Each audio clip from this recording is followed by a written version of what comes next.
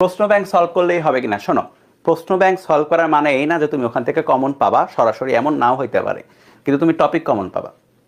তুমি এই টপিক থেকে ধরো, এই টপিক থেকে প্রশ্ন হইতে পারে, তুমি নিজেই মনে করো বসে বসে প্রশ্ন বানাইতে পারো 10টা, ঠিক আছে?